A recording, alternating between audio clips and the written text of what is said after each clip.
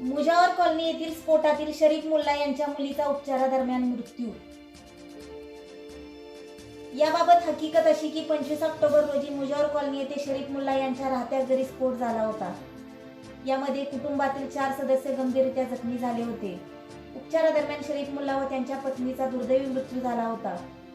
त्यानंतर त्यांचा मुलगा व मुलगी यांच्यावर हॉस्पिटलमध्ये उपचार सुरू होते. उपचारादरम्यान मुलाची तब्येत ठीक झाल्याने त्यास डिस्चार्ज देण्यात आला होता.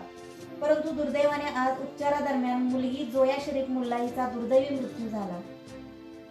सदरच्या स्फोटामध्ये आजपर्यंत 3घांचा दुर्दैवी मृत्यू झाला असून सदरची घटना अत्यंत दुर्दैवी असून यामुळे समाजात हळहळ व्यक्त होत आहे.